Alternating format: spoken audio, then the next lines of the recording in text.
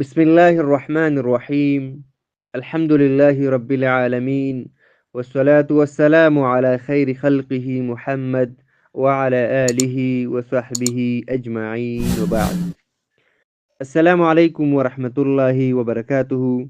په دې هیله چې تاسو ټول به روغ جوړ او خوښ یاستئ. د صحت او عافیت جامې به مو پر تن وي. نن تاسو ته د کتاب معرفي کومه چې دا کومه سلسله موږ شروع کړې او کومه سلسله وایو.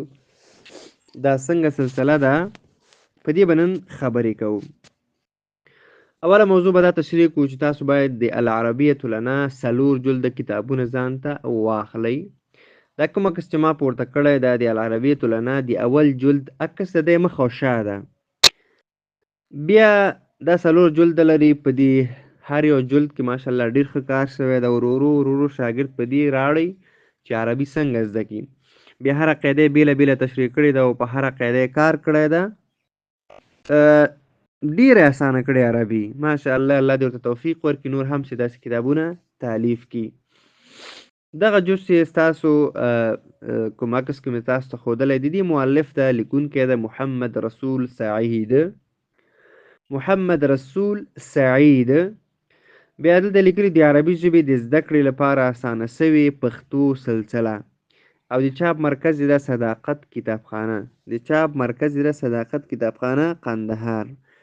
فکر کوم دا کتاب هم کوم قندهاري عالم لیکلی ده، نو ماشاءالله ډېره خواري کړې. الله دې د خواري او استعداد په خپل دربار کې قبول کړي. نو بیا دکې چې کوم انداز استعمال شوی ده، کوم عربي استعمال شوی ده، کوم لغات استعمال شوي دي، ډېر په ښه انداز استعمال کړي دي او ورو باندې مخکې تللی ده. ډېر په اسانه الفاظو، په اسانه میتود سره، په اسانه جملو سره. ما چې څومره مطالعه کړه ماشاءالله ډېر ښه کتاب ده. یقینا خواري پکې کړې ده، زحمت یې ویستلی ده تر څو پورې د ابتدایي شاګردانو لپاره ډېر ګټور کتاب ده. څومره چې ووایي همغونه ګټور ده. انشاءالله چې په ډېر لږ وخت کې به تاسو د عربي ژبې سره اشنا سئ او عربي ژبه به خبرې کوئ. تقریبا اول کتاب چې ما مطالعه کړه زیات فوکس په لغاتو شوی ده، بیا لغات سره وړې جملې شوي دي، اخیره کې څو فقرې دي.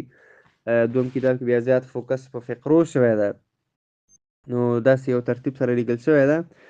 که تېسته د شاته صفحې ته د وګورئ دلته خو 3 عکسه ورکړي، تقریبا 4م عکس هم شته ده. اول کتاب یې په دې شین شکل کې چاپ کړی، دویم کتاب یې بیا په دې بله برخه کې چاپ کړی ده، په دې خړه برخه کې ده، او دا بل بیا لږ شیرچهي بانجاني ده، او دا بل خو دا یې خپله طریقه ده او خپله سلسله ده. خو انشاءالله چې هر چېرته لاړ شي، هر کتابخانې ته لاړ شي، کتاب اخیستل 100% ضروري دي. ټولو دپاره کتابونه ضروري دي. او دفعتاً د فی الحال لپاره که څوک کتابونو ته لاسرسی نه لري، نو زه ګروپ کې ورته کتاب جګومه. ګروپ نه یې ډاونلوډ کړئ. چې کله مو ډاونلوډ کړه همدغه کتاب په موبایل کې مه ساته، بیا خپل نیمځي مرکز ته لاړ شه، ځان ته یې چاپ کړه. ځکه چې بعضې لغاتو معنا زه درته وایم، بعضو کې لږ تشریح زیاته ورکوم، هغه به ورسره هلته خوا کې لیکې تر څو ستا په زده کړه کې اسانتیا راشي. دا د کتابونو سلسله ده. انشاءالله زه به فی الحال اول کتاب جګوم. دا اول کتاب چې مو خلاص کړو بیا به دوم کتاب جګو، همداسې به مخکې ځو. خو ته خواري دا وکوه چې درس خواري وکړې، روزمره یې زده کړې. خواري دا وکړې چې څه درته موږ وایو په هغه باندې عمل وکړې. نو انشاءالله چې ډېر لږ وخت کې به په عربي سره اشنا سئ او په عربي ژبه به خبرې کولی سئ. بله موضوع دا ده چې د کتابونو وضاحت خو درته وشو چې دا پی ډي اف چې جګومه ګروپ ته، نو تاسو ټول خواري وکړئ چې ډاونلوډ یې کړئ او چاپ یې کړئ. چاپ کې ډېرې ګټې دي، ځکه یو خو د نسبتاً د کتاب درس نه د موبایل درس نه د کتاب درس ښه یادېږي. هلته لیکل شوي، بعضې وخت کې لیکل ته ضرورت وي، بعضې وخت کې اصلاح ته ضرورت وي، بعضې لغات غلط لیکل شوي، کمپیوټري ټایپنګ غلطیا لري، نو د هغې د اصلاح لپاره دا ډېر مهمه ده. انشاءالله چې همدومره معلومات به بس وي. که بیا هم چا سره ستونزه وه څه مشکل و، نو شخصي ته میسج کولی شئ.